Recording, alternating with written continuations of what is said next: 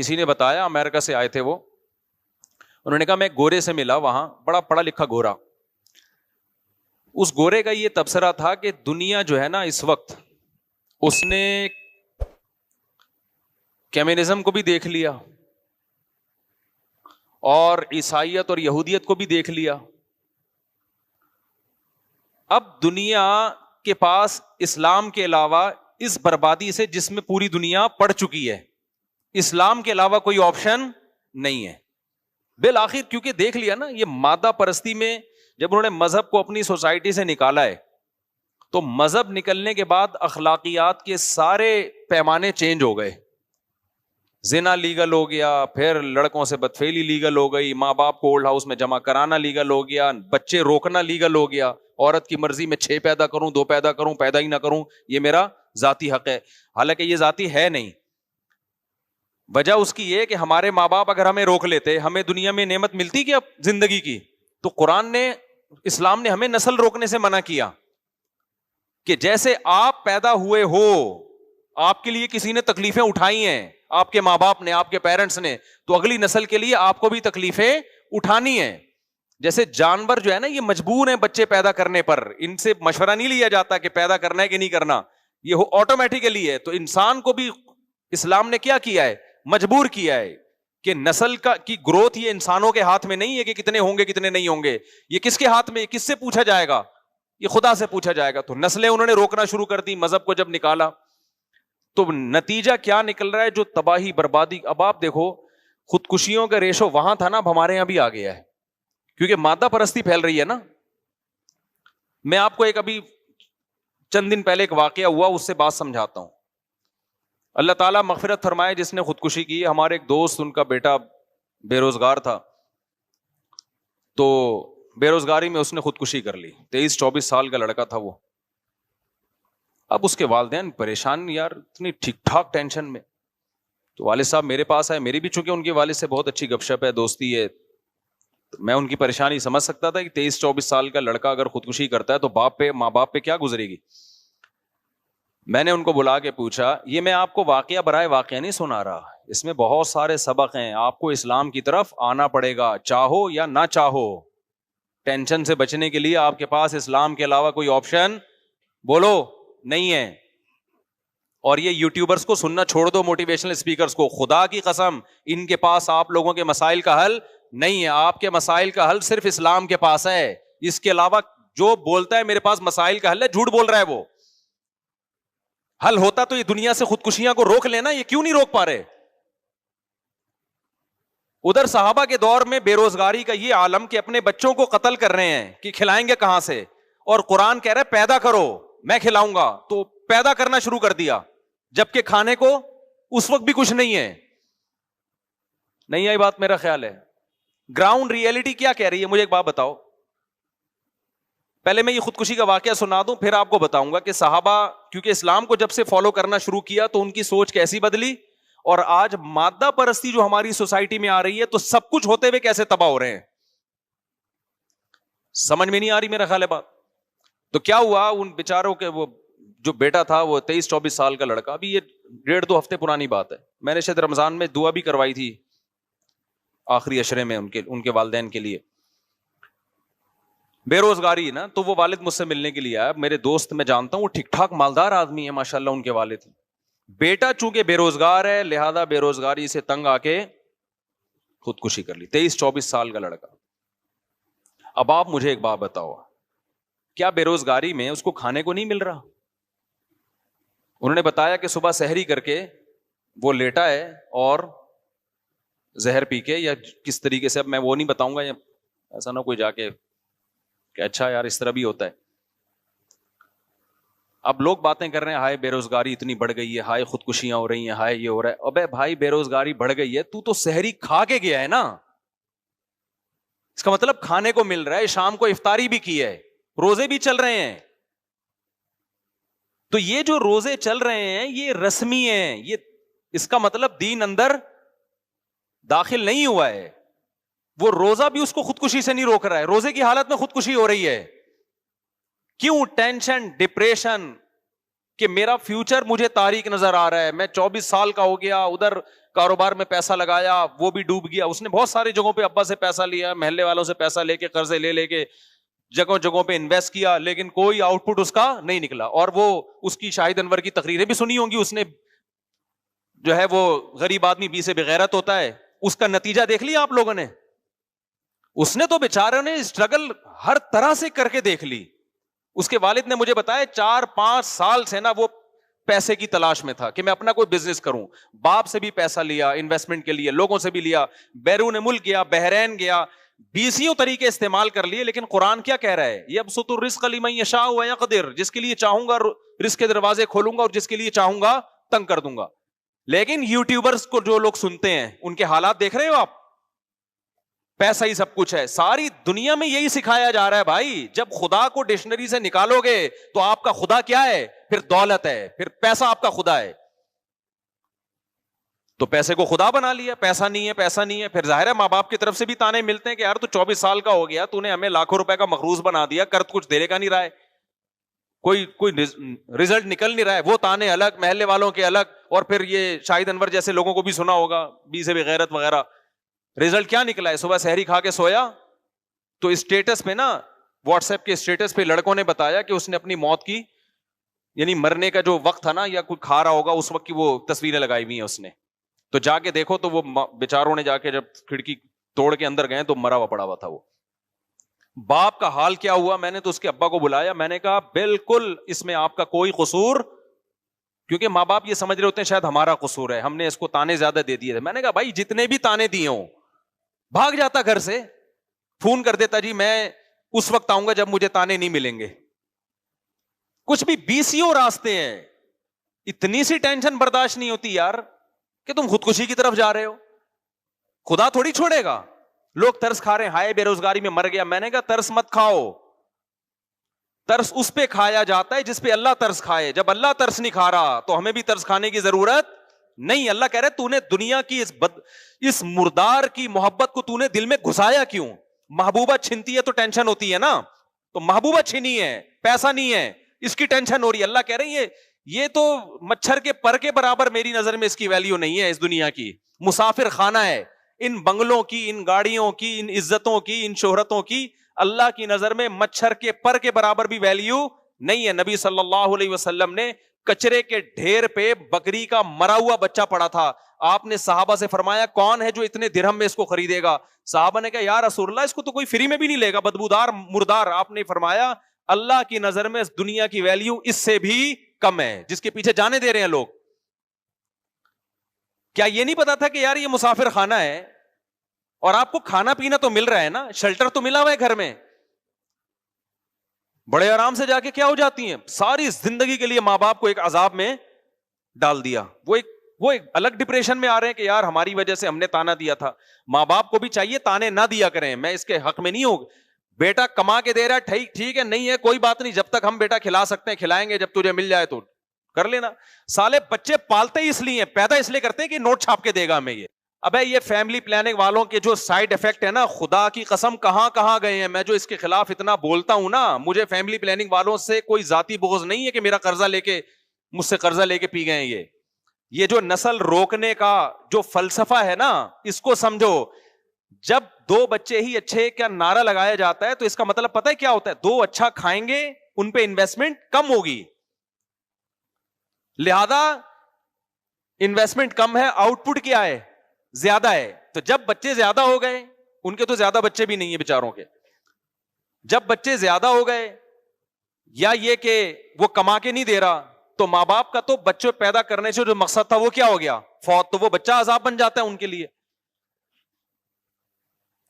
میں نے اپنے بہنوئی کا واقعہ سنایا نا, یہ جو رافع سے 2 بچے آتے ہیں یہاں پہ, فیل ہو گیا امتحان میں, ایک میٹرک میں فیل ہو گیا, پتہ نہیں انٹر میں فیل ہو گیا, یا نمبر کم آ گئے. اب جب بچے کے نمبر کم آتے ہیں نا, وہ ابا اماں کو بتاتے ہوئے ڈر رہا ہوتا ہے, کیونکہ 2 کمبختوں نے پیدا کیے تھے یہ سوچ کے کہ ان کو پڑھا لکھا کے کیا کریں گے, ہم عظیم انسان بنائیں گے. 2 کا رسک لیا انہوں نے, اس پہ بھی خوش نہیں ہوتے. رسک کیا, ٹرائی کر کے دیکھتے ہیں. انگریز تو اب یہ ٹرائی بھی نہیں کر رہا. سمجھتے ہو؟ نہیں آ رہی سمجھ میں تو بتا دو یار, میں چھوڑ دیتا ہوں یہ باتیں. میں تو وہ باتیں کروں گا نا جو میری کھوپڑی میں آ رہی ہیں. تو میں یہ جو فیملی پلاننگ کے خلاف اتنا بولتا ہوں میرے بھائی، یہ صرف نسل بڑھانے کا مسئلہ نہیں ہے، اس کے پیچھے ایک سوچ ہے. آپ کو کنجوس بنایا جا رہا ہے، آپ کو دنیا پرست بنایا جا رہا ہے، آپ کو کہا دو ہوں لیکن تربیت یافتہ. اور تربیت یافتہ کا مطلب اچھے اخلاق نہیں، تربیت یافتہ کا مطلب سٹی اسکول اور بیکن ہاؤس میں پڑھے گا اور 18واں 22 گریڈ کا آفیسر بنے گا، پھر نوٹ چھاپے گا. جو نوٹ چھاپے گا تو یہ تربیت یافتہ، اور جو ٹماٹر کا تھیلا لگائے گا وہ غریب ہے، وہ بے غیرت بھی ہے اور وہ ناکام انسان ہے. جبکہ ہم جو آپ کو سوچ دے رہے ہیں، او بھائی رکشا چلائے، ٹماٹر بیچے یا کچھ بھی نہ کرے. فاقوں میں ٹائم، ہمارے نبی نے 40 دن فاقے کیے ہیں بھائی، سب سے کامیاب انسان تھے. یہ کامیابی اور ناکامی کا معیار ہی نہیں ہے کہ تمہاری توند بھری ہوئی ہے کہ تمہاری توند خالی ہے. اسلام میں کھانا تو کوئی فضیلت ہے ہی نہیں. کبھی دیکھا مجھے بتاؤ اسلام نے کہا کہ 2 پراٹھے کھانا اسلام میں سنت ہے، اس کے ساتھ 3 انڈے بھی کھایا کرو؟ یہ تو ہماری اپنی خواہشات ہیں. روزہ ہے اسلام میں، بھوکا رہو. اللہ نے سال میں 1 دفعہ بھوکا رہنے کا حکم دے دیا، 1 مہینہ پورا. کوئی سال میں 1 مہینہ ایسا بھی آنا چاہیے تھا کہ اس میں کھانے کی ترغیب ہو. اسلامی عبادتوں میں نا صرف 3 دن ایسے ہیں جس میں کھانے کی ترغیب ہے، اور وہ بھی اللہ کی مرضی کا کھاؤ گے، اپنی مرضی کا نہیں. وہ ہے بقرعید، ایام اکل و شرب، حدیث میں آتا ہے کھانے پینے کے ایام ہے. لیکن اس میں بھی آپ کو پراٹھے پھوڑنے کا نہیں ہے یا آپ لڈو کھانا شروع کر دیں، اس میں بھی گوشت کھانے کا حکم ہے، جس سے آپ کا فیٹ نہیں بڑھتا، موٹے نہیں ہوتے آپ. تو یہ جو سوچ ہے نا، یہ فیملی پلاننگ والوں نے دی ہے، یہ بڑی ڈینجرس سوچ ہے کہ آپ اللہ پہ توکل کرنا چھوڑ دو اور نسل روکنا شروع کر دو، اس لیے کہ ہم نے اپنے بچوں کو سٹی اسکول اور بیکن ہاؤس میں پڑھانا ہے، اور پھر پڑھا کے کیا کرنا ہے. اگر کسی کو پتا چل جائے میرا بچہ بیکن ہاؤس میں پڑھے گا اور ٹماٹر بیچے گا، تو خدا کی قسم وہ نہیں پڑھائے گا اس کو. اس کا مقصد ایجوکیشن نہیں ہے، اس کا مقصد اس کو کماؤ پوت بنانا ہے، کمانے والا بنانا ہے. یہ سوچ سے جب بچے پیدا کرو گے میرے بھائی تو خودکشیاں بھی ہوں گی. بچہ نہیں کرے گا تو باپ کرے گا خودکشی. یہ کمبخت 2 میں نے پیدا کیے تھے اس سوچ سے کہ بہت اونچے نکلیں گے، یہ نکلے کیا. تو میں اپنے بھانجے کا واقعہ سنا رہا تھا، امتحان میں فیل ہو گیا بچہ. آج بچہ امتحان میں فیل ہو، باپ کو بتاتے ہوئے ڈرتا ہے کہ میرا بنے گا کیا، ڈر رہا ہوتا ہے کہ میرا بنے گا کیا. تو وہ اس نے آگے بتایا ابا کو، چونکہ ابا کا حضرت مفتی رشید احمد صاحب سے تعلق رہا ہے، گھر میں دین کا ماحول ہے، تو ابا کو آگے بتایا کہ بھئی فیل ہو گیا. اس نے کہا کوئی بات نہیں یار، آخرت کے امتحان میں فیل نہیں ہونا چاہیے، دنیا میں فیل پاس کیا ہوتا ہے، چلتا ہے، کوئی ٹینشن نہیں، جتنی ہونی چاہیے اتنی بھی نہیں. خوشی زندگی گزر رہی ہے یار، بچے بھی کھیل کود کے بڑے ہو گئے اور پھر اسی فیل ہونے والے کی شادی بھی کر دی. یہ تمہارے لبرل لوگوں میں دم ہے، یہ تو دولت کے پیچھے بھوکے ہو گئے ہیں بھائی. یہ اسی میں شادی کر دی کہ بہو میرے خرچے پہ، وہ فیل ہونے والے کی. تمہارا سالہ 6 8 10 لاکھ روپے کما رہا ہے، پھر بھی شادی نہیں کرتے کہ اس بغیرت کی آمدن میں کہیں بہو شریک نہ ہو جائے، وہ بہو کھا جائے گی ہمارے حصے کا. مجھے غصہ آ رہا ہے، میں تو سارا دیکھتا رہتا ہوں نا لوگوں کو. تو تم میرے بھائی اسلام کو صحیح طرح سے قبول کر لو، وہ والا نہیں کہ ظاہری رسومات بس اسلام کی ہوں، اندر نہ داخل ہو. اندر جب تک اسلام نہیں جائے گا نا تو اس وقت تک آپ کو سکون نہیں ملے گا، ڈپریشن میں مرو گے. جاپان میں سب سے زیادہ خودکشیاں ہوتی ہیں، وہ اپنے آپ سے خودکشیاں نہیں اپنے آپ کو خودکشیاں سے نہیں روک سکے، اپنے آپ کو ڈپریشن سے نہیں روک سکے، تو تمہیں یہ ڈپریشن سے کیسے روکیں گے. نہیں آ رہی میرا حال ہے بات سمجھ میں؟ اس سے تو وہ گورنمنٹ کا پڑھا ہوا بچہ اچھا ہے جو کھڑکیوں سے بھاگ کے پڑا ہوتا ہے. وہ گورنمنٹ اسکولوں کے بچوں کو دیکھو، ان میں آپ کو ڈپریشن بھی کم نظر آئے گی. جاتے ہیں تو بعض دفعہ تو اسکول ہی نہیں ہوتا. گورنمنٹ کے اسکولوں کا حال بتا رہا ہوں، بچہ گیا اسکول ہی نہیں ہے نا، نقشے پہ اسکول ہے، حقیقت میں اب تک اسکول بنا ہی نہیں. بعض دفعہ اسکول بنا ہوتا ہے، دروازے نہیں ہوتے، اس کو پتہ ہی نہیں ہوتا کدھر سے داخل ہونا ہے. میں نے گورنمنٹ اسکولوں کا تو یہی حال ہے، کھڑکیاں ٹوٹی ہوئی ہیں، دروازے ٹوٹے ہوئے ہیں، ٹیچر آ رہا ہے نہیں آ رہا، بچے کو اپنا مستقبل تاریک نظر آ رہا ہے، مگر وہ نوٹ چھاپنے کی مشین بن جاتا ہے فیوچر میں. اور ڈپریشن تو ہوتی نہیں اس کو، کیونکہ اس کو تو کوئی ہے ہی نہیں. آپ لوگوں نے پلاننگ بنائی ہوئی ہے، میں نے اتنی دولت کمانی ہے، میں نے اتنا پیسہ کمانا ہے، میں نے اتنی عزت چاہنی ہے، میرا یہ ہدف ہے، میں نے یہاں تک پہنچنا ہے، اسٹرگل اور محنت. اس کے بعد جب ریزلٹ جن لوگوں کا جو پورے ہو جاتے ہیں نا اس میں، وہ تو ہمیں نظر آ رہے ہوتے ہیں، پھر موٹیویشنل اسپیکرز ان کو لا رہے ہوتے ہیں، دیکھیے اسٹرگل کا نتیجہ دیکھیے آپ. اصل میں سب گورا کہتا ہے کہ محنت کرو، محنت. انہوں نے محنت کی، آج کہاں تک پہنچے ہوئے. ابے تو ان 100 آدمیوں کو بھی لے کر آ اس خودکشی کرنے والے نوجوان کی طرح جنہوں نے دن رات محنت کی اور ایمانداری سے محنت کی, مگر رزلٹ کیا نکلا؟ زیرو. ان کو بھی تو لے کر آؤ نا. پھر میں پوچھتا ہوں, وہ مارکیٹ سے کیا ہوتے ہیں؟ شارٹ ہوتے ہیں. گوروں میں بھی شارٹ, وہ گورے بھی نہیں لاتے ان لوگوں کو. یہ جو گوروں میں کھمبوں سے لٹک لٹک کے مر رہے ہیں جاپان میں اور سویڈن میں, سارے وہی ہیں. اسٹرگل تھی, رزلٹ کیا تھا؟ زیرو. اور بلکہ ان میں تو ایسے بہت سے لوگ ہیں, اسٹرگل تھی, رزلٹ بھی پورا آیا, پھر بھی کھمبے سے چپک کے مرا ہے. یہ میں کھمبا کی مثال کراچی کے حساب سے دے رہا ہوں, وہاں کھمبے سے چپک کے نہیں مرتے.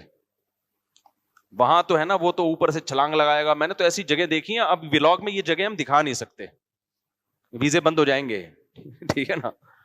میں گیا ہوں ایسی جگہوں پہ کہ بھئی یہ وہ جگہ ہے, یہاں سے لوگ مرتے ہیں. اتنا خطرناک جگہ ہیں یار, آدمی کو چکر آنے لگتے ہیں. میں جب ملک کا بھی نام نہیں لوں گا, ایک ملک ہے مریخ میں ہوگا وہ, تو وہ گورنمنٹ نے نا وہاں باڑ کھینچ دی, کہ کوئی بھی اونچی جگہ ہوتی ہے نا, باڑ کھینچ دی کہ یار یہاں سے سمندر کے قریب ہے بہت اونچی چٹان, اس چٹان پہ کھڑے ہو کر نا لوگ آ کے دیکھتے تو کہہ رہے یار بہترین لوکیشن ہے ان کی. یہ بہترین, گوگل سے کہو نا بہترین لوکیشن, گوگل یہ والی لوکیشن بتائے گا.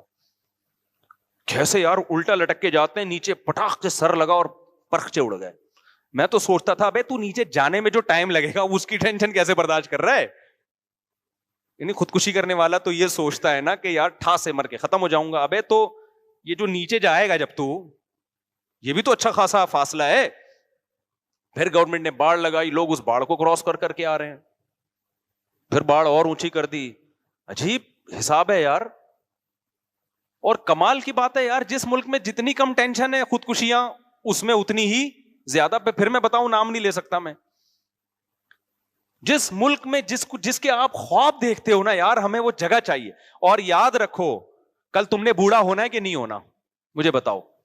گورے کی جوانی کی عیاشی, جو عیاش ہے بھی نا, ان کے بڈھوں کو دیکھا کرو جا کے.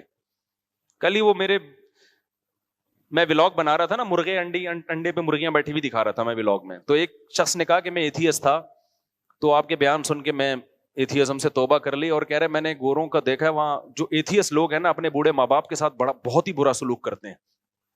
جو ایتھیسٹ لوگ ہیں اپنے ماں باپ کے ساتھ, بولو, بہت برا. کیونکہ خدا تو ہے نہیں. اب وہ ظاہر ہے اس قربانی کا جذبہ کہاں پیدا ہوگا ان بوڑھے ماں باپ کے لیے. کہیں گے یار تم نے عیاشی کر لیا, بڈھے ہو گئے, اب ہمیں عیاشی کرنے دو. کہہ رہے میں نے جو بھیانک انجام دیکھا تو میں پلٹ گیا. تو ان کا بڑھاپا دیکھو, بڑھاپا بہت ڈینجرس ہے میرے بھائی. تو کل تمہارا بھی بڑھاپا ہے, خود مذہب کو فالو نہیں کرو گے نا اور اپنے بچوں کو مذہب پہ نہیں لاؤ گے, تو بڑھاپا تمہارا بہت خطرناک. اچھا, جو بوڑھے مادہ پرست ہیں, جن کے گھر میں مذہب نہیں ہے اور ان کی عزت ہو رہی ہے اور بڑے تمیز سے ہنسی خوشی زندگی گزار رہے ہیں, تو یہ وہ لوگ ہیں جنہوں نے اولاد کو باپ بنا کے زندگی گزارنا شروع کر دی ہے. ان کی پھر عزت ہوتی ہے. سمجھ میں آ رہی ہے بات؟ نہیں آ رہی میرا خیال.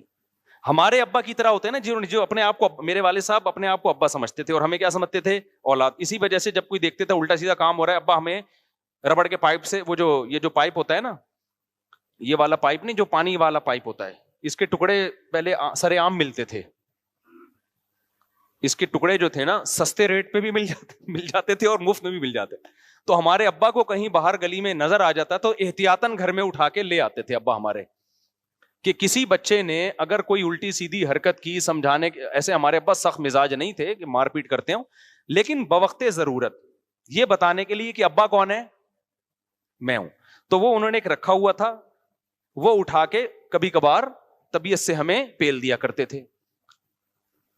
ایسے ابا کا احترام گھر میں ہو آج کی نسل میں, پھر میں مانوں گا کہ یہ ابا کیا ہے, ابا ہے. آج جو اباؤں کا احترام ہو رہا ہے نا, ابا نے اپنے آپ کو بیٹا سمجھنا شروع کر دیا ہے اور بیٹے کو کیا بنا لیا ہے, باپ. یعنی گھر میں آرڈر پھر بیٹے کا چل رہا ہوتا ہے, ابا کی ویلیو کیا ہو گئی, ختم.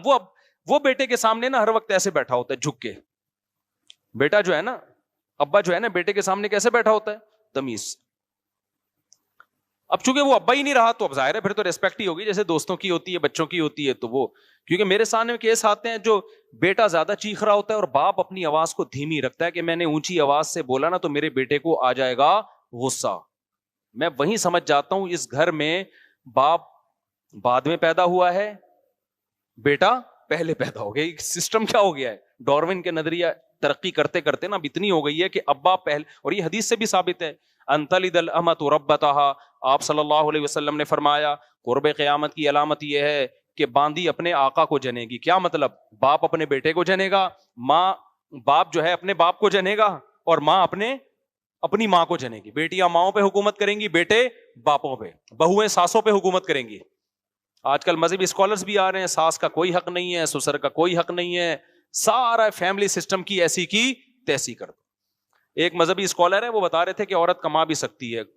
ہم نے تو بیان دیا نا کہ عورت نہیں کما سکتی اگر شوہر کی پرمیشن نہیں ہے, کیونکہ اس کا نان نفقہ جو شوہر کے ذمے ہے وہ اسی لیے ہے کہ بھائی تم گھرداری کرو گی, بچے پیدا بھی کرو گی, ان کو پالو گی بھی, اور گھر کے سارے کام تم سنبھالو گی, اور باہر کے سارے کام کون سنبھالے گا؟ میں. یہ اسلام کی تقسیم ہے.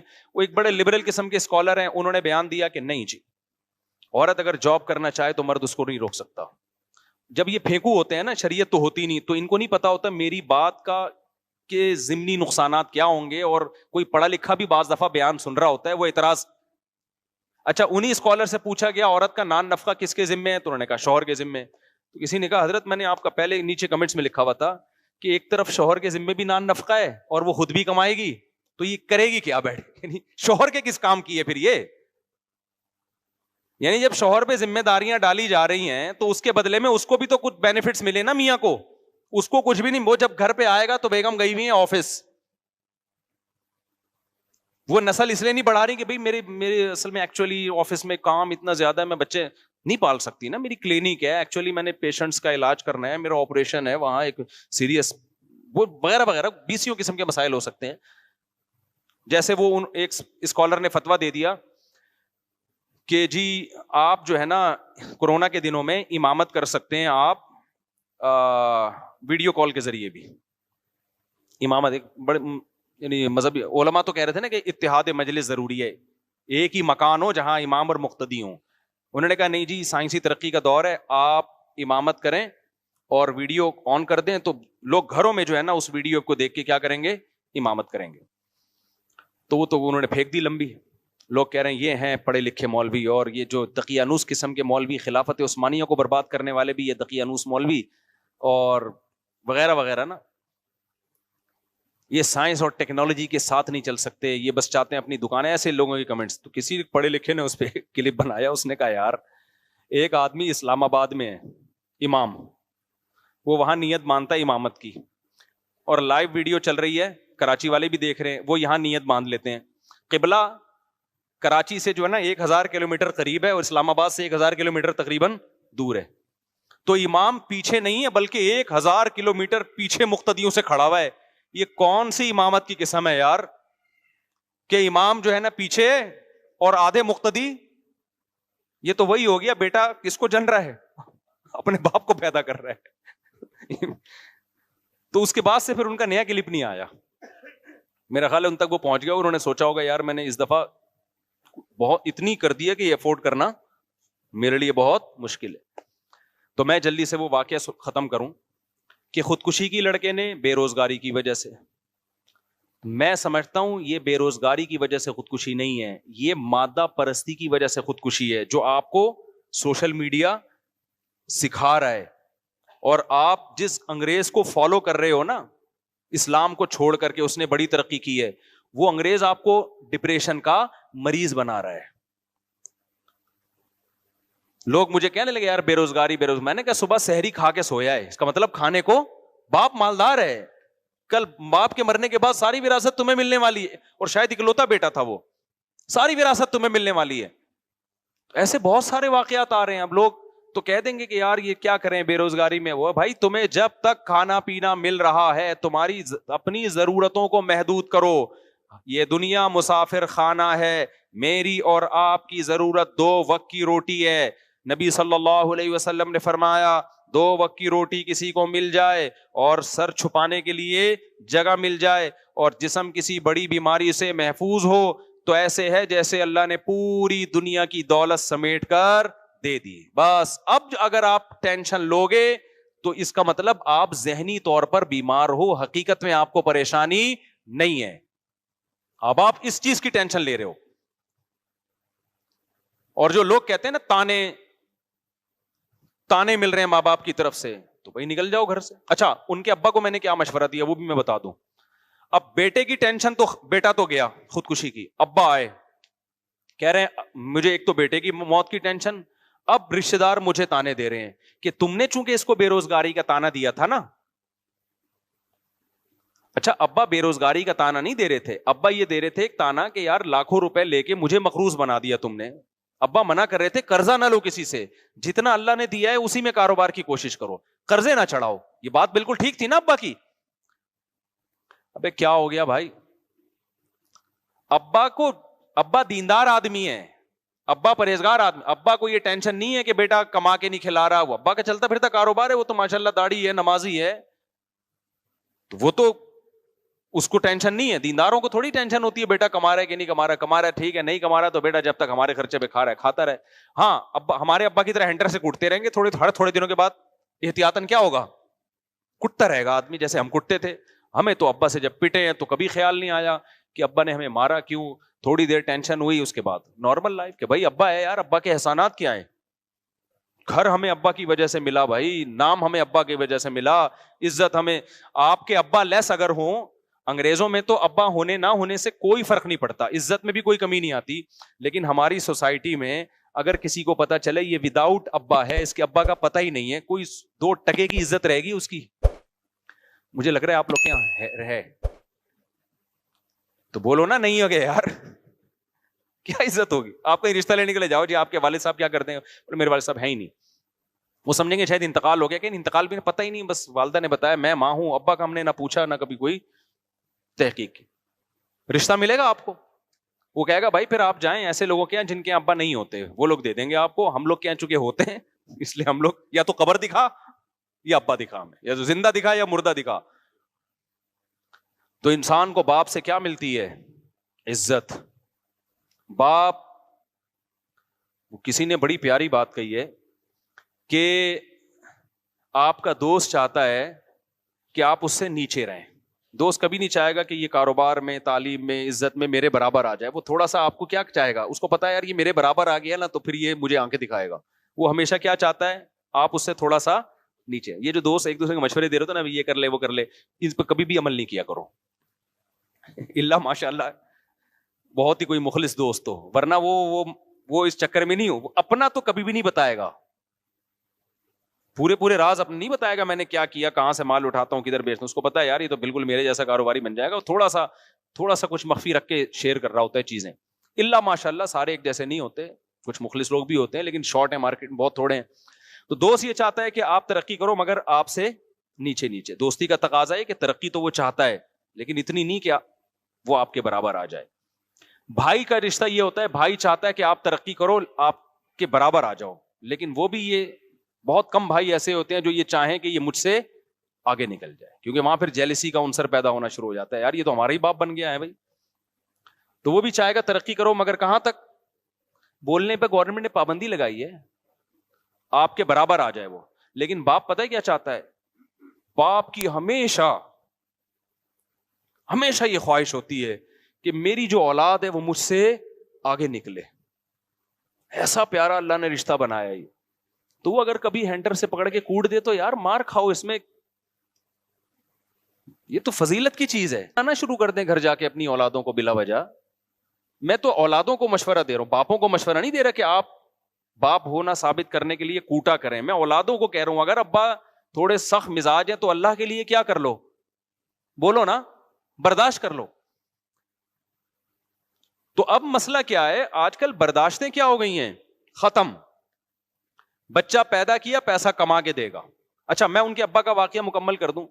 उनके अब्बा जब टेंशन में आए ना कि यार, कह रहे अब मेरे लिए एक टेंशन खड़ी हो गई है, हर खानदान में शख्स मुझे ताने दे रहा है कि तुमने बेरोजगारी के ताने दिए थे बच्चे को, तुमने जो है वो, अच्छा ताने तो सारे ही खानदान दे रहा था उसको, ये ताना दे रहे थे कि मेरे ऊपर जो लाखों रुपए का तुमने कर्जा चढ़ा दिया, जो मैं बार बार मना कर रहा था कि कर्जे ना लो। जो इज्जतदार आदमी होता है ना, वो ये बर्दाश्त नहीं करता कि उसके घर पे कोई दरवाजा नॉक करके अपने पैसे मांगे। इज्जतदार आदमी के लिए बहुत बड़ी टेंशन है ये, समझ रहे कि नहीं समझ रहे। अब औलाद ने बाप की परमिशन के बगैर कर्जे लिए और टेंशन में किसको डाल दिया, बाप को डाल दिया।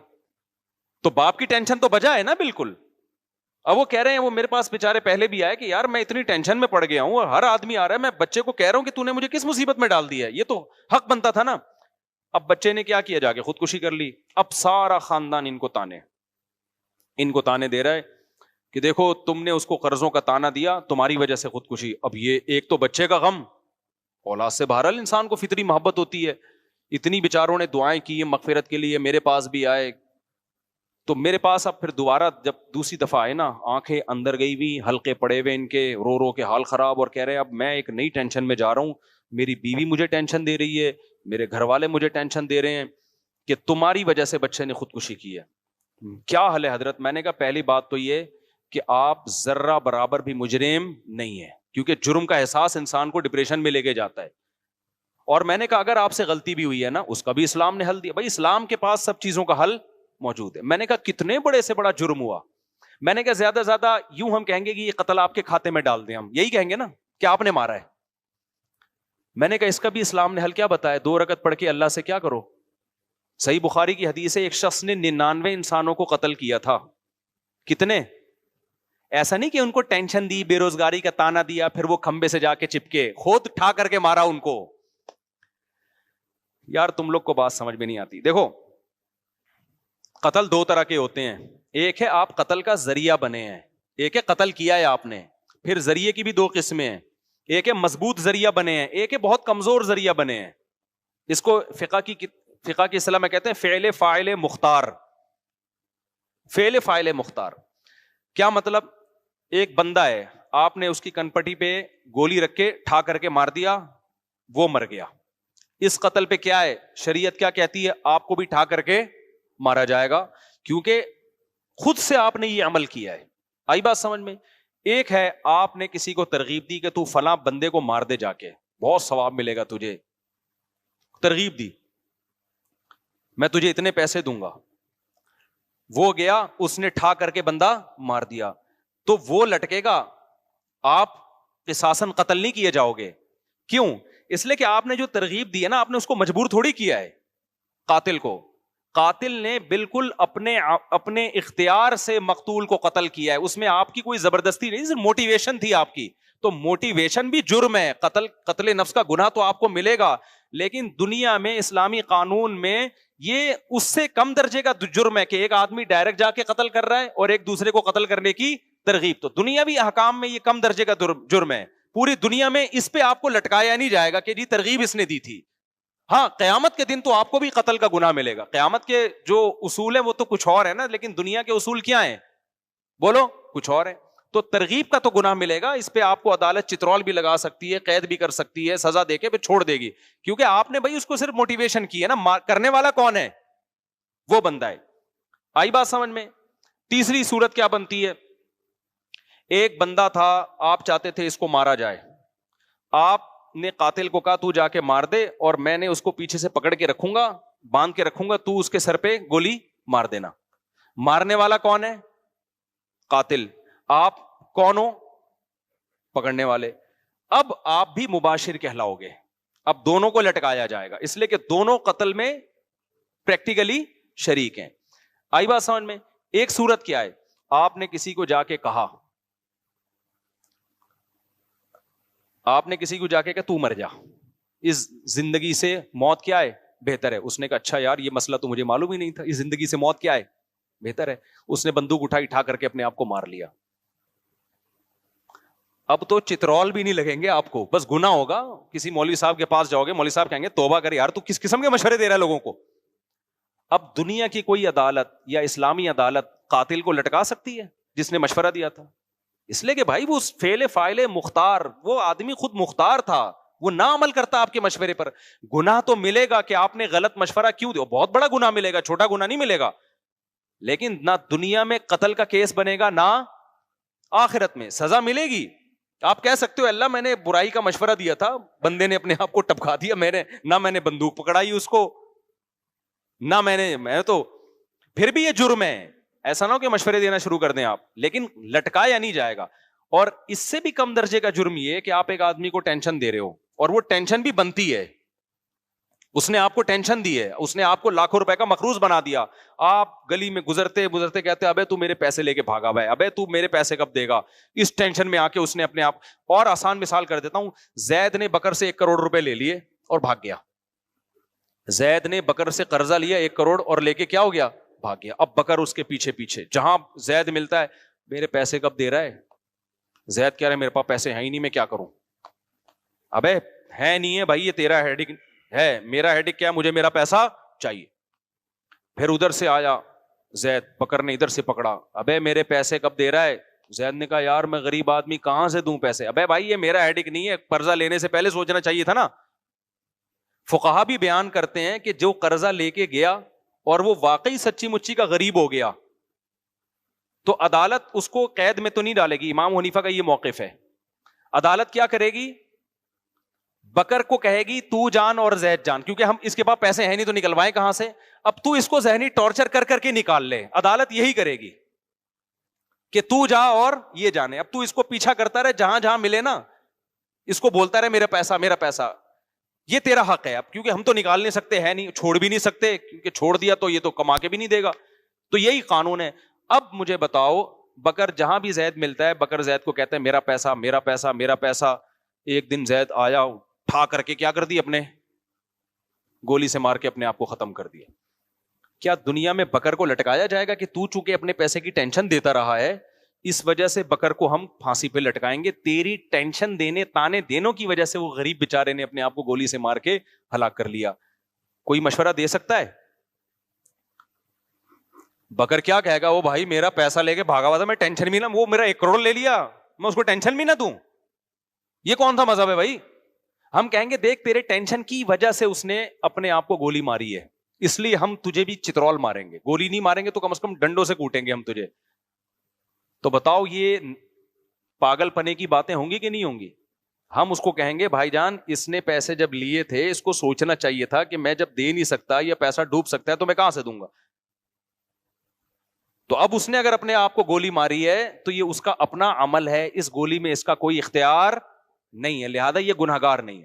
تو میں نے ان کے ابا کو یہ بات سمجھائی, میں نے کہا نہ آپ نے اپنے بیٹے کے کنپٹی پہ رکھ کے گولی ماری, صحیح ہے نا, نہ آپ نے اگر اپنے بیٹے کو تانے دیے تو کسی ناجائز بات پہ تانا نہیں دیا کہ بلا وجہ اس کو تانا دے رہے ہو کہ تو 4 شادیاں کیوں کر کے بیٹھ گیا, اپنے خرچے پہ تو نے 4 شادیاں کی, لہذا اتنے تانے دیے کہ آج ایک اطلاع آئی کہ ایک آدمی نے 2 شادیاں کی, آج ہی کی میسج آیا, اور اتنے لوگوں نے تانے دیے اس نے اپنے آپ کو خودکشی کر کے ہلاک کر دیا. یہاں تو تانا دینے والے غلط تھے نا, خودکشی کرنے والا تو جائے جہنم, اللہ بچائے اس کو, ہم تو نہیں بد دعا کرتے, لیکن رپورٹ تو یہی ہے کہ جہنم میں جاتا ہے. دنیا میں بھی جہنم 2 بیویاں, اور آخرت میں بھی کیا ہے, آخرت بھی جہنم. یار یہ تو قابل ترس آدمی معلوم ہوتا ہے. تو لیکن ایسے موقع پہ تانے دینے والوں نے غلط کیا نا, تو وہاں تو تانا دینے والوں کی برائی کی جائے گی. یار ایک جائز کام پہ تم کیوں تانا دے رہے ہو؟ تو میں نے ان کے ابا کو کہا کہ میں نے کہا دیکھو آپ نے ایک تو ناجائز بات پہ تانا دیا, ناجائز بات پہ تانا نہیں دیا. اس نے آپ کی پرمیشن کے بغیر کروڑوں روپے کا قرضہ اپنے اوپر چڑھا کے آپ کو بھی ٹینشن, کیونکہ قرضے والے نہیں دیکھتے کہ بیٹے نے لیا کہ باپ نے, وہ تو باپ کو بھی پکڑتے ہیں جا کے, اور عزت دار آدمی کے لیے بڑی ٹینشن ہوتی ہے. میں نے کہا پھر بھی اگر آپ سمجھتے ہو کہ آپ سے اس میں زیادتی ہوئی, گناہ ہوا, تو ہر گناہ کا حل کیا ہے؟ بولو نا, توبہ ہے. حدیث میں آتا ہے ایک شخص نے 100 انسانوں کو قتل کیا تو عالم کے پاس آیا, عالم نے کہا کہ من یحول بینہ وبین التوبہ, اس نے کہا کیا میری توبہ قبول ہوگی؟ عالم نے کہا کیوں نہیں قبول ہوگی. اس نے توبہ کی اور اللہ نے اس کو جنت میں بھیج دیا. میں نے کہا یہ وہ 100 وہ تھے جن کو اس شخص نے بلا وجہ قتل کیا ہے صرف پیسوں کی لالچ میں. جب اس کی توبہ قبول ہو رہی ہے یار, تو تم نے تو اپنے بیٹے کو بندوق سے مارا بھی نہیں ہے, پہلی بات. نہ کسی کو کہا کہ جا کے بیٹے کو مارو, یہ اور کم درجے کا جرم. نہ کوئی ایسا کام کیا کہ بچے کو بندوق لا کے پکڑائی ہو کہ تو اپنے آپ کو مار دے, یہ بھی نہیں کیا. پھر ناجائز بات پہ تانا بھی نہیں دیا, جائز بات پہ تانا نہیں دیا کہ اس نے کوئی جائز کام کیا ہو یا اچھا کام کیا ہو, 4 شادیاں کر کے بیٹھا اور آپ نے تانے دے دے کے مار دیا اس کو, ایسا بھی نہیں کیا. ایسے کام پہ تانا دیا جس پہ تانا بنتا بھی ہے, آپ کو مصیبت میں ڈالا اس نے. پھر بھی اگر آپ سمجھتے ہو کہ جرم ہوا ہے تو میرے بھائی 100 انسانوں کو اپنے ہاتھ سے قتل کرنے والے کی توبہ جب 2 رکعت پڑھ کے قبول ہو سکتی ہے تو آپ کی کیوں نہیں ہو سکتی؟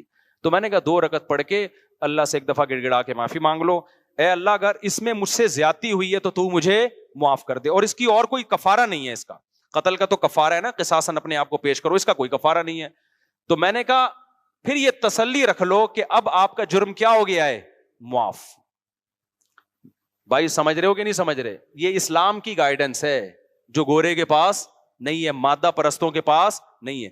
میں نے کہا اس 2 رکعت پڑھ کے آپ ایک دفعہ تسلی سے توبہ کر لو گے نا، اس کے بعد بھی اگر آپ ڈپریشن میں جاتے ہو کہ یار پتہ نہیں میں نے جرم تو نہیں کیا، اس کا مطلب اب آپ مجرم ہو، اب آپ کیا کر رہے ہو؟ مجرم ہو۔ خوب سمجھو اس بات کو، علماء کہتے ہیں انسان سے کوئی گناہ ہو جائے، گڑ گڑا کے ایک دفعہ توبہ کر لے، پھر بھی اگر وہ اس گناہ کی ٹینشن لیتا ہے نا، اس کا مطلب اس میں تکبر ہے، یہ اپنے گناہ کو اللہ کی رحمت سے بڑا سمجھتا ہے، یہ سمجھتا ہے اللہ معافی نہیں کر سکتا، یہ جرم ہے۔ پھر معافی مانگو ایک دفعہ گڑ گڑا کے، اس کے بعد اس جرم کو ہمیشہ کے لیے بھول جاؤ، اور یہ تسلی رکھ لو کہ گناہ پہ سزا دینے والا کون ہے؟ اللہ، اور معاف کرنے والا بھی کون ہے؟ اللہ ہے۔ پھر بھول جاؤ، پھر اس کو بار بار سوچنا نقصان دہ ہے، پھر تم خدا سے آگے نکل رہے ہو۔ اس کا مطلب مجھے ایک واقعہ یاد آتا ہے نا موسیٰ علیہ السلام کے دور کا، یہ واقعہ پتہ نہیں مستند ہے یا نہیں ہے، ہمارے ٹیچر نے اسکول میں ہمیں یہ واقعہ بتایا تھا، مجھے نہیں پتا یہ مستند واقعہ ہے یا نہیں ہے، لیکن بعض واقعے اتنے مستند نہیں ہوتے، لیکن اس سے جو سبق ملتا ہے وہ شریعت کے بالکل مطابق ہوتا ہے، یعنی شریعت یہی چاہتی ہے۔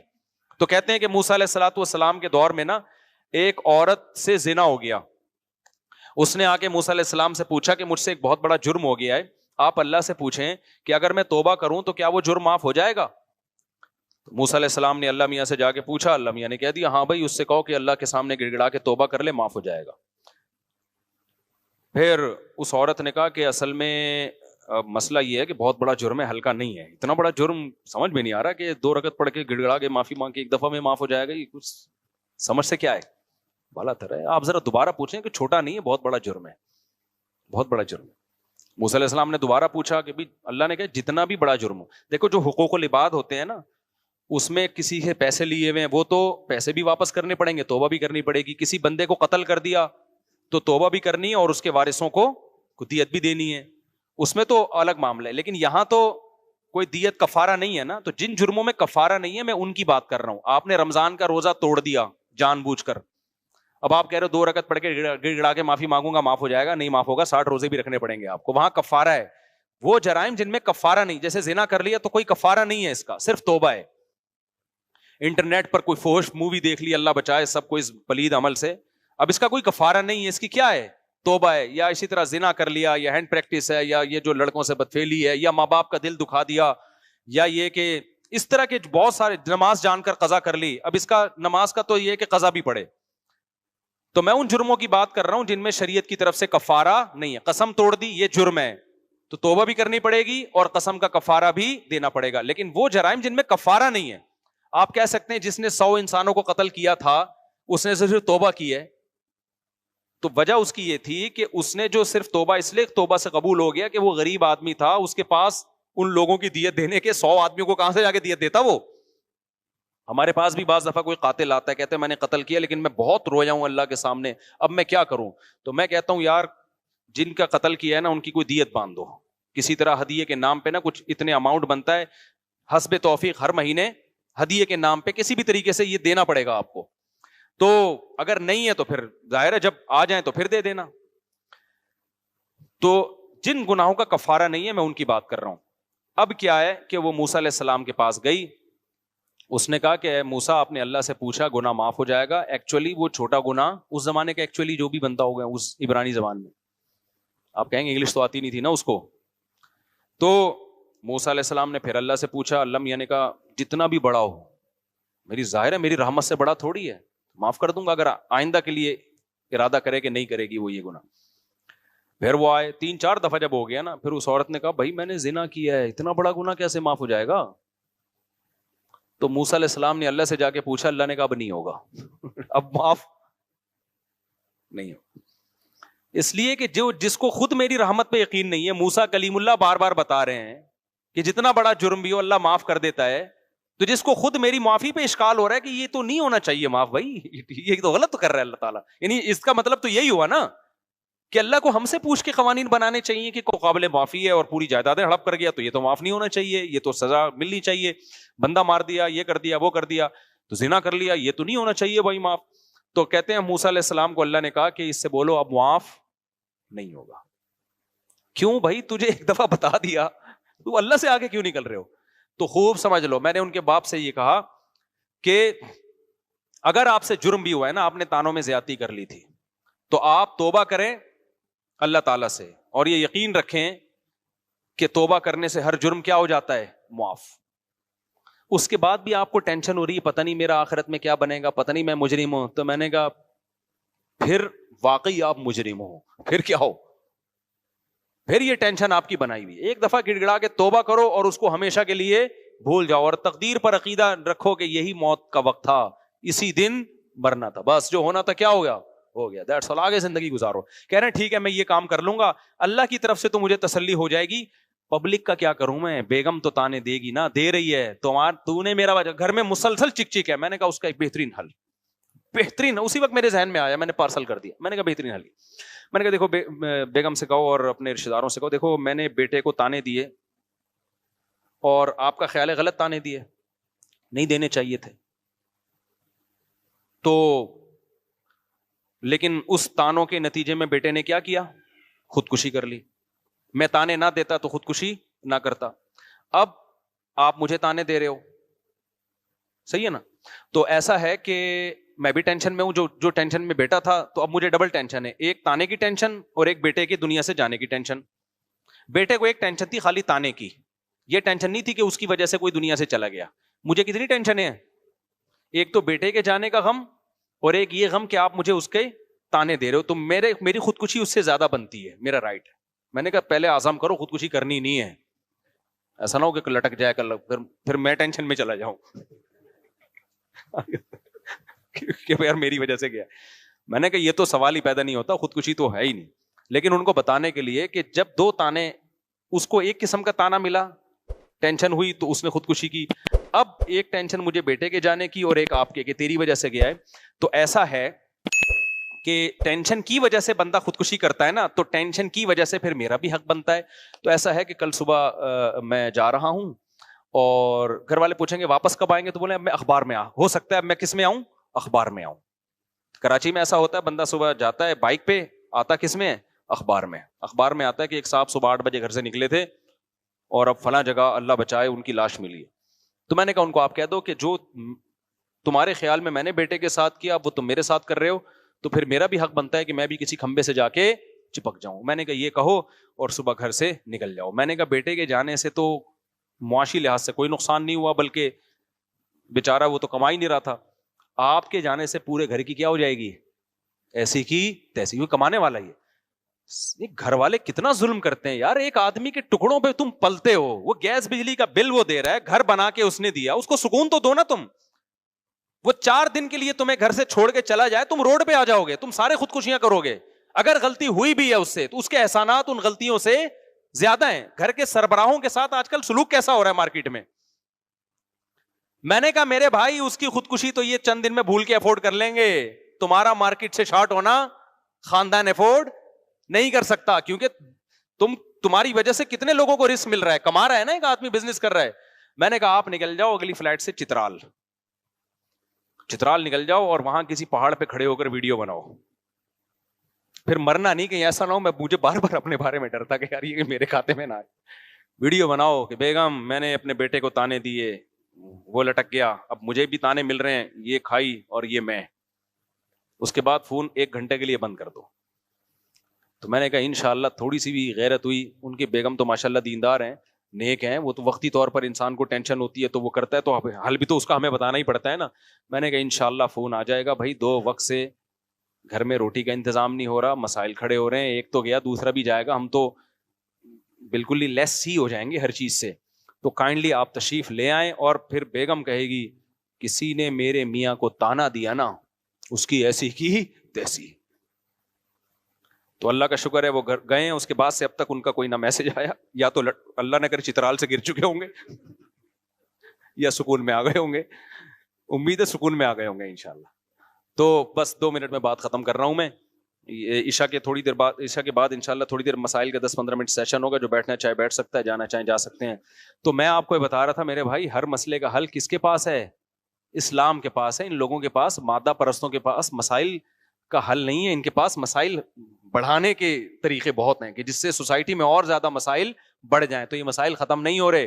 دنیا کو مسافر خانہ سمجھو بھائی, 2 وقت کی روٹی مل گئی ٹھیک ہے, نہیں ملی تو کیا ہے, محبت تھوڑی کرنی ہے, پیسہ کماؤ, اللہ نے تھوڑی منع کیا. صحابہ میں کتنے کروڑ پتی ارب پتی لوگ تھے, پیسہ نہیں ہے تو بھائی ہماری ضرورت کیا ہے یار, قبر میں ہم سب کے پاؤں لٹکے ہوئے ہیں, تھوڑے دن رہ گئے, آگے مرنا ہے, ختم.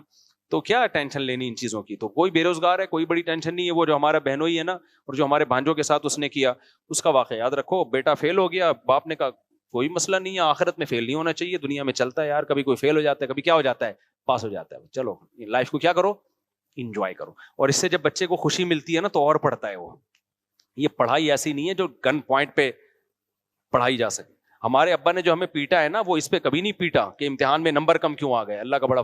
ہمارے ابا ہمیشہ اس پہ کوٹتے تھے, غلط لڑکوں میں تو نہیں بیٹھ رہا, غلط لڑکوں میں, چرسیوں ہیروئن جو ماحول خراب کر دیتا ہے. مجھے یاد ہے, بس ایک پٹنے کا واقعہ سنا کے اپنے بیان کو ختم کرتا ہوں. اب تو ہمیں یہ واقعہ سنانے میں بڑا مزہ آتا ہے.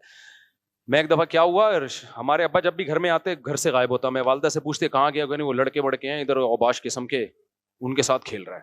اب وہ لڑکے ایک نمبر کے بدماش ٹائپ کے, کوئی پی رہا ہے, کوئی فلمیں دیکھ رہا ہے. اس زمانے میں فلموں کا بھی رواج نہیں تھا. وہ گندی گندی البم لڑکے نا جھاڑیوں میں بیٹھ کے دیکھا کرتے تھے. کوئی لڑکی کی تصویر مل گئی. اب جناب لڑکوں کا تو گروپ ہر ایک کو اچھا لگتا ہے. ہم بھی گھومنے پھرنے نکل جاتے تھے, ٹائر لے کے نا, وہ روڈ لگا کے وہ چلا رہے ہیں, کبھی کیا کر رہے ہیں, مارم پیٹی کھیل رہے پتھر سے. کتنی خطرناک کھیل ہے یار, پتھروں سے مار رہے ہیں, یہ مارم پیٹی ہو رہا ہے.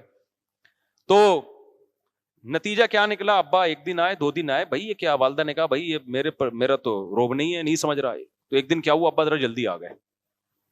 تو میں کھیل کے آ رہا تھا, میرے کپڑے پورے کالے ہو گئے تھے گرد و غبار سے. مٹی میں اتنا کھیلے ہم, کیچڑ جب بارش ہوتی تھی نا, کیچڑ کے تھپیڑے اٹھا اٹھا کے مارتے تھے ایک دوسرے کو. میں جب آیا تو ابا بیٹھے ہوئے ہیں. ابا نے پوچھا بیٹا کہاں سے تشریف لا رہے ہیں. میں سمجھ گیا آج اچھی رپورٹ نہیں. تو ابا کے پاس پائپ تھا, وہ جو میں نے بتایا نا سستے ریٹ پہ مل جایا کرتا تھا اس زمانے میں, فری میں بھی ملتا تھا, وہ پائپ رکھا ہوا تھا. ابا نے پکڑ کے الحمدللہ طبیعت سے ہمیں صغیرہ کبیرہ علانیہ سارے گناہ ہمارے اس دن کیا ہو گئے, معاف ہو گئے. اس کے بعد سے روب بیٹھ گیا یار, اب ان لونڈے لپاڑوں میں نہیں بیٹھنا ہے. تمیز سے اپنے کزنوں میں بہن بھائیوں میں کھیلنا شروع کر دیا ہم نے. گلی محلے میں بھی کھیلتے تھے تو دیکھ کے کہ یار کوئی خاندانی بندہ ہو, ابا نوٹ کرتے ہیں. تو یہ ان چیزوں پہ تو سمجھ میں آتا ہے یار, ٹینشن لینا بھی کہ بچہ چرسیوں میں بیٹھ رہا ہے. بھائی بچے کے نمبر کم آ رہے ہیں, کچھ نہیں ہوتا یار, اللہ نے سب کو سائنسدان بننے کے لیے پیدا نہیں کیا. بچہ کما نہیں پا رہا, کوئی مسئلہ نہیں ہے یار, سارے کمائے. کو غریب بھی تو دنیا میں ہوں گے نا, ورنہ مالدار گالیاں کس کو دے گا؟ اگر سارے غریب دنیا سے ختم ہو جائیں تو مالدار کو تکبر کا بھی تو اللہ جہنم میں ڈالے گا نا. تو سارے غریب ختم ہو جائیں تو مالدار کس پہ تکبر کرے گا؟ اور پھر اللہ مالداروں کو کہاں تانا قیامت میں ان کو آگ میں ڈالے گا کہ تم نے غریبوں کو نیچا کیوں سمجھا. تو غریب بھی ہول سیل کے حساب سے رہیں گے. تو ہو سکتا ہے اللہ نے آپ کے 4 بچوں کو غربت کے لیے سلیکٹ کر لیا ہو, ٹھیک ہے. تو اب دیکھو وہ بس میں 2 منٹ میں بات سمیٹتا ہوں تاکہ وہ لنک ہو جائے نا. ایک طرف یہ ہے کہ بچے کو سحری بھی مل رہی ہے, افطاری بھی مل رہی ہے, باپ بھی مالدار ہے, صرف اس لیے کہ بے روزگار ہے, خودکشی کر رہا ہے. دوسری طرف صحابہ کرام اتنی غربت کہ بچہ پیدا ہو رہا ہے, قتل کر رہے ہیں کہ اس کو کھلائیں گے کہاں سے, ہمارے پاس کھانے کو روٹی نہیں ہے, اس کو کہاں سے کھلائیں گے. یعنی بیٹا خودکشی نہیں کر رہا, باپ اپنے ہاتھوں سے بیٹے کو مار رہا ہے. اتنی ڈپریشن تھی ان لوگوں کو. پیغمبر نے کیا بتایا, دنیا مسافر خانہ ہے, یہاں دولت اور غربت یہ اتنی اہم چیز نہیں ہے جتنی تم نے بنا لی. دنیا کی ویلیو اللہ کی نظر میں اس مردہ بکری کی سے بھی کم ہے.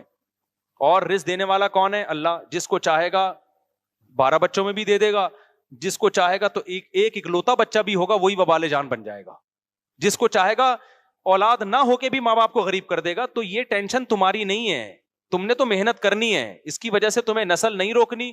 تزوج الودود الولود. عبداللہ بن مسعود کو نبی نے خطاب کر کے فرمایا کہ عبداللہ بن مسعود نہیں, ایک اور صحابی تھے, وہ غریب صحابی تھے, کہ ایسی عورت سے نکاح کرو جو اولاد بھی کثرت سے دے اور تم سے محبت بھی کرے. محبت ہوگی تو اولاد دے گی وہ تمہیں, ورنہ دے گی نہیں. تو وہی غریب صحابہ جن کے پاس کھانے کو روٹی نہیں ہے, نکاح بھی کثرت سے کر رہے ہیں, نسل بھی بڑھا رہے ہیں. حضرت ابو ہریرہ کے 19 بچے تھے, حالانکہ مسکین ترین صحابہ میں ابو ہریرہ کا شمار ہوتا ہے, لیکن وہ ڈپریشن کیا ہو گئی, پہلے ایک بچے کو مار رہے ہیں اور اب کیا 19 بچے بھی ہو رہے ہیں, تو ٹینشن نہیں لے رہے, اور اللہ نے بھی رزق کے دروازے کیا کیے ہیں, کھولے ہیں. تو آپ اسلام کی موٹیویشن اور آج جو مادہ پرستوں کی موٹیویشن میں فرق دیکھ رہے ہو کہ نہیں دیکھ رہے؟ نہیں یہی بات سمجھ میں میرے بھائی. تو توکل پیدا کرو اللہ تعالیٰ پہ, کماؤ, محنت کرو, اپاہج نہ بناؤ اپنے آپ کو کہ غربت کے فضائل سن کے پوستی بن کے گھر میں لیٹ جاؤ. محنت کرو, اسٹرگل کرو, نہ اس وجہ سے نسل روکو, نہ اپنے بچوں کو کماؤ پوت بنانے کی امید سے پیدا کرو کہ ان سے پیسہ کمانا ہے.